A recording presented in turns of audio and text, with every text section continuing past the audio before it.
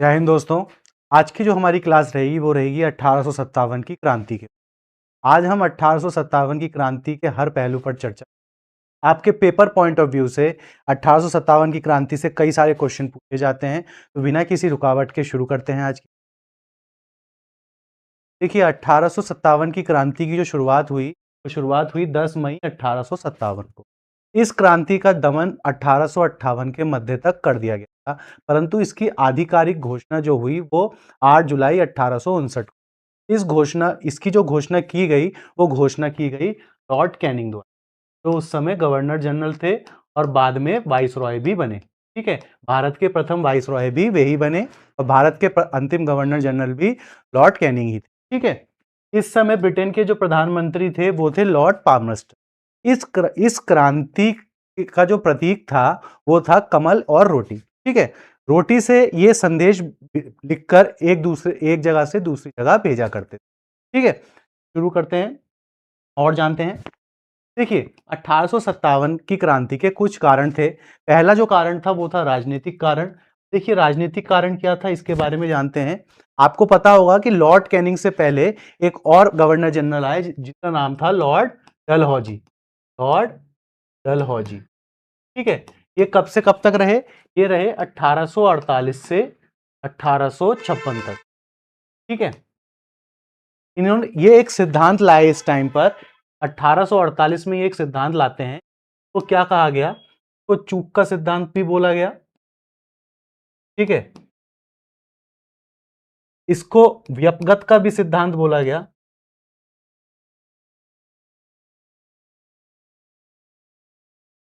English में इसको बोला गया doctrine of lapse. Doctrine of lapse, ये जो सिद्धांत आया ये 1848 में इन्होंने पेश किया। अब देखिए ये डॉक्ट्रिन ऑफ लैप्स या चूक का सिद्धांत या कहें व्यपगत का सिद्धांत क्या था।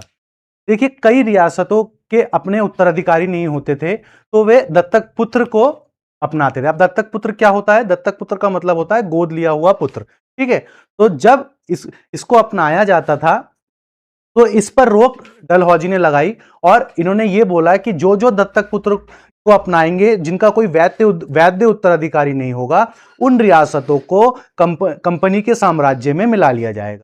तो सबसे पहले सतारा राज्य को मिलाया गया। आपको पता होगा सतारा के जो राजा थे अप्पा साहेब, उन्होंने दत्तक पुत्र ग्रहण किया था, इसीलिए उस राज्य को सबसे पहले मिलाया गया। इसके बाद और राज्यों को भी मिलाया गया।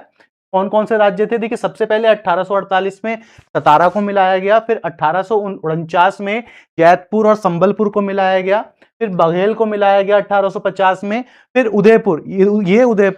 ये उदयपुर आपका राजस्थान वाला नहीं है, ये उदयपुर छत्तीसगढ़ राज्य का है।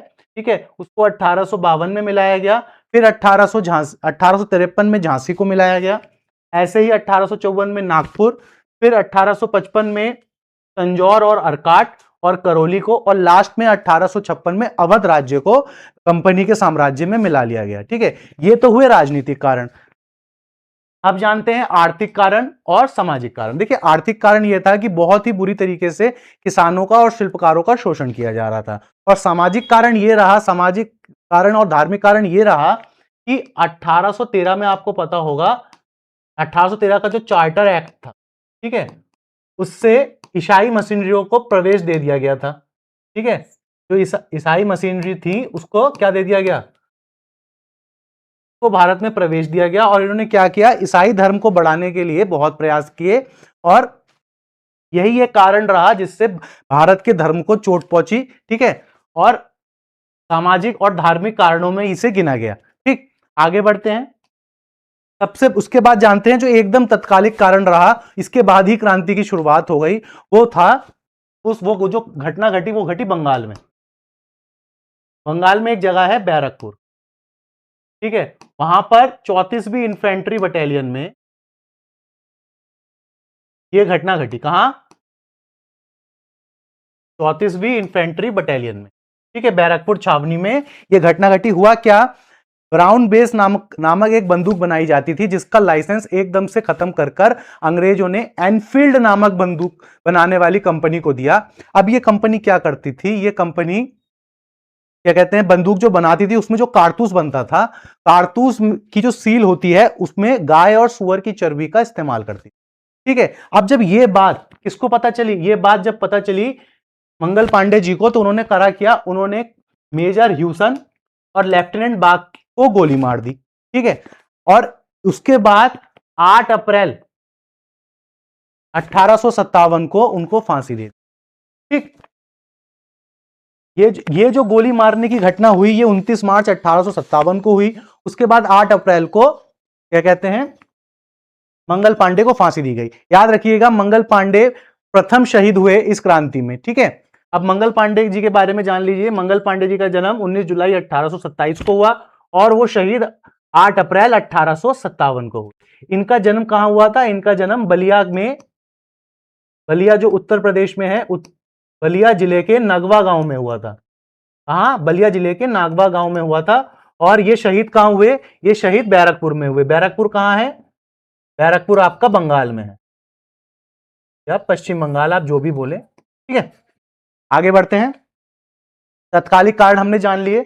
अब हम जानते हैं क्रांति की शुरुआत होती कहां से। देखिए क्रांति की शुरुआत होती है 10 मई को मेरठ से। 10 मई 1857 को किनके नेतृत्व में शुरुआत होती है, ये उनका नाम था धन सिंह गुर्जर। क्या नाम था उनका, धन सिंह गुर्जर। अभी धन सिंह गुर्जर जो थे वो मेरठ में पुलिस में तैनात थे। इन्होंने करा क्या, विक्टोरिया पार्क जेल में जितने भी सैनिक थे उनको छुड़वाया, उनकी संख्या 800 थी।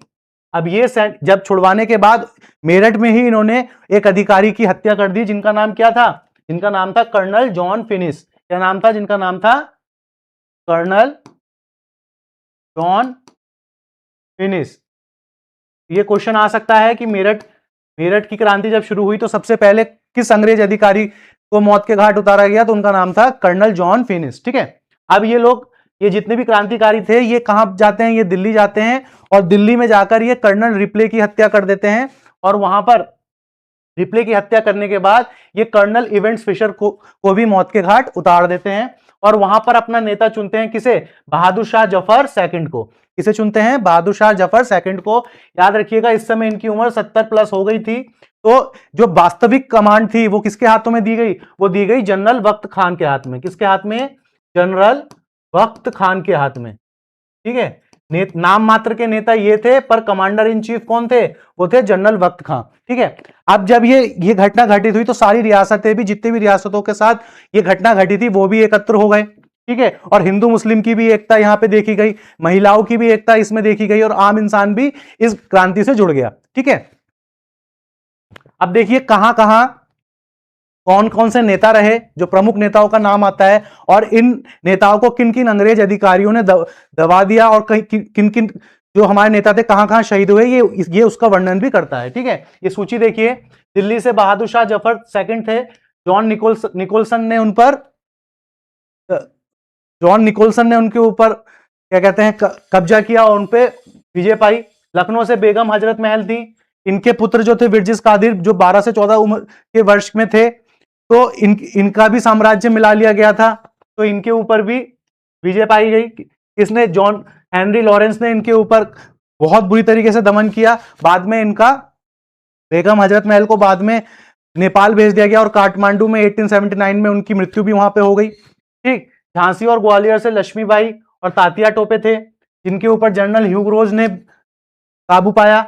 ऐसे ही कानपुर से थे नाना साहेब के ऊपर सर कोलिन कैंपबेल ने काबू पाया।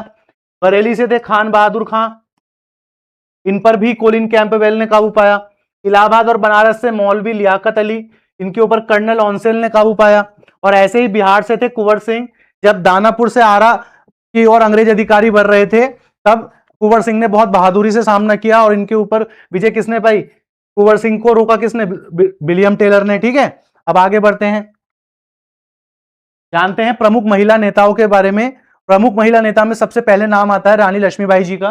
देखिए उनका जन्म हुआ था 19 नवंबर 1828 को वाराणसी में, जो कि उत्तर प्रदेश में है। 1842 में उनका विवाह झांसी के मराठा शासित राजा गंगाधर राव नेवलकर से हुआ, ठीक है। इनसे हुआ, गंगाधर राव नेवलकर से।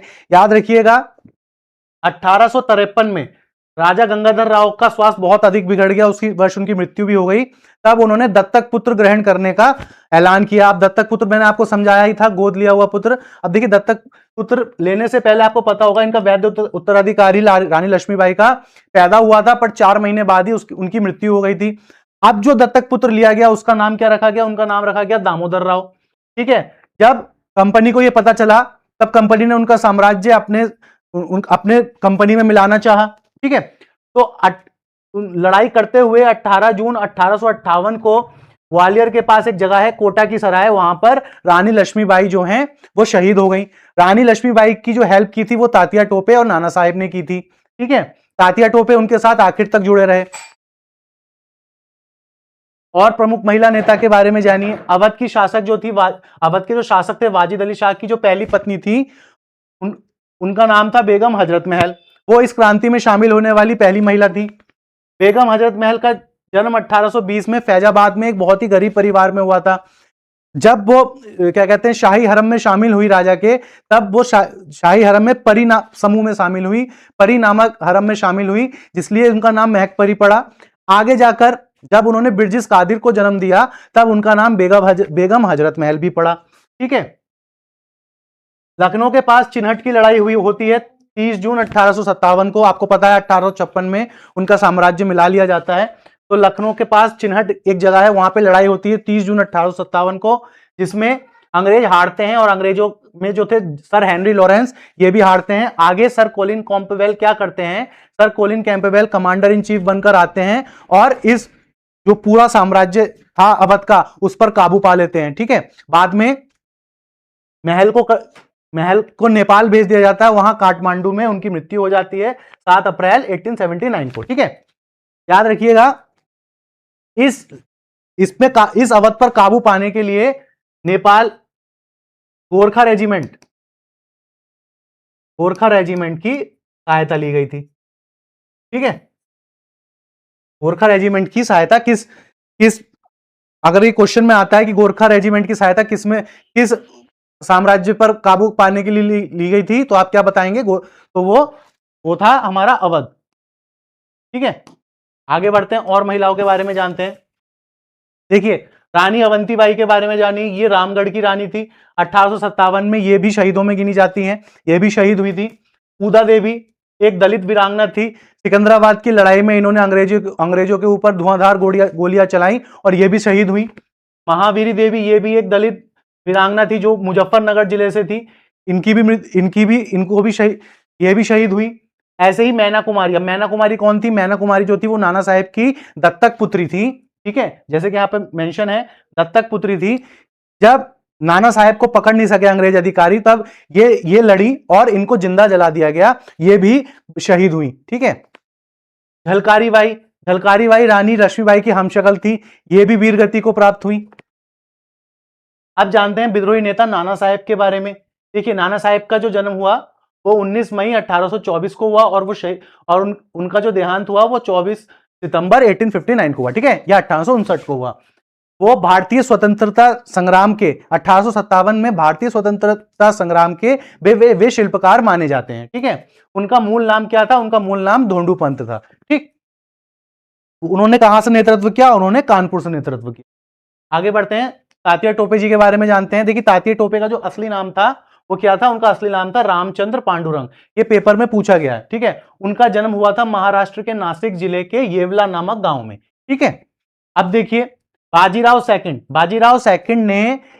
द्वितीय ने तात्या टोपे को एक टोपी दी थी। ठीक है। जिसे वो बहुत चाव से पहनते थे, इसलिए सब उन्हें प्यार से तात्या टोपे बुलाते थे। ठीक है। ये भी पेपर में पूछा जा सकता है। देखिए, तात्या टोपे को वीरगति कहां प्राप्त हुई थी? 18 अप्रैल 1859 को अंग्रेजों ने उनको मध्य प्रदेश के शिवपुरी में वीरगति दी, मतलब उनको फांसी दी और वो शहीद हुए। जो नरवर के राजा मानसिंह थे, उन्होंने धोखा देकर हमारे तात्या टोपे जी को फंसाया था। ठीक। और अन्य विद्रोही नेता के बारे में जानते हैं। देखिए, अमरचंद भाटिया, ये ग्वालियर में जो सिंधिया राज्य थे वहां के ये खजांची थे। इन्होंने जो सारा खजाना था वो 1857 के क्रांतिवीरों के लिए लुटा दिया था। बाद में इनको भी वीरगति प्राप्त हुई। मनीराम बरुआ, जिनका असली नाम मनीराम दीवान था, ये असम के एक अहोम सैनिक थे, इन्होंने भी अपना योगदान दिया। फकीर चंद जैन, ये हरियाणा के हांसी से आते थे, ठीक है, जो कि आज का हिसार कहलाता है। फकीर चंद जैन को 13 वर्ष की उम्र में शहीद होना पड़ा, ठीक है। याद रखिएगा, अगर पूछा जाए कि 1857 की क्रांति में सबसे कम उम्र का शहीद कौन था, तो वे फकीर चंद जैन थे, ठीक है। अब आगे बढ़ते हैं। देवी सिंह जो थे वो मथुरा से लड़े।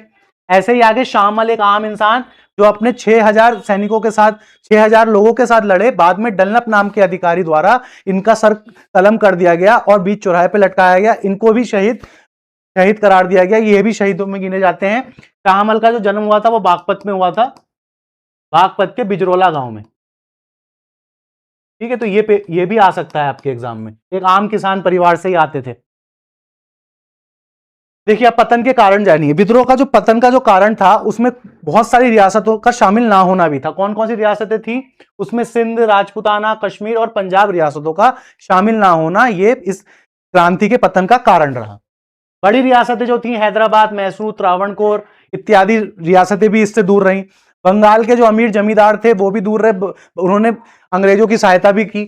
इसके अलावा जो सीमित संसाधन थे, सीमित संसाधन होने के कारण यह क्रांति असफल हुई। अंग्रेजों के पास तो उस टाइम पे आधुनिक बंदूकें भी थी, और क्या कहते हैं, आपको पता होगा कि 1848 में, 1848 से लेके 1856 तक डलहौजी आए थे। डलहौजी उस समय भारत के गवर्नर जनरल थे।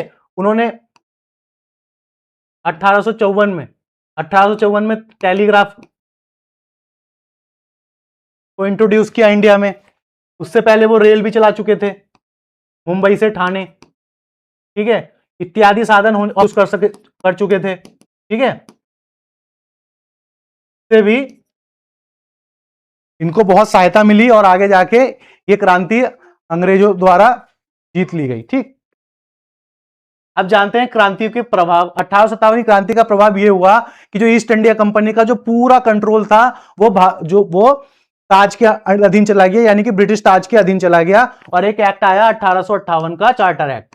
1858 का एक एक्ट आ गया, ठीक है। इसके अधीन क्या हुआ? सारा जो कंट्रोल था वो ब्रिटिश ताज के अधीन चला गया। अब होता क्या है, इसके बाद एक विद्रोह हुआ। उस टाइम पे लॉर्ड कैनिंग ने यह विद्रोह किया, जो उस टाइम के पहले वाइसरॉय भी रहे और अंतिम गवर्नर जनरल भी रहे। लॉर्ड कैनिंग ने एक विद्रोह किया, नेतृत्व किनका था? तो बोला, इसको श्वेत विद्रोह भी बोला गया और इसको व्हाइट म्यूटिनी भी बोला गया,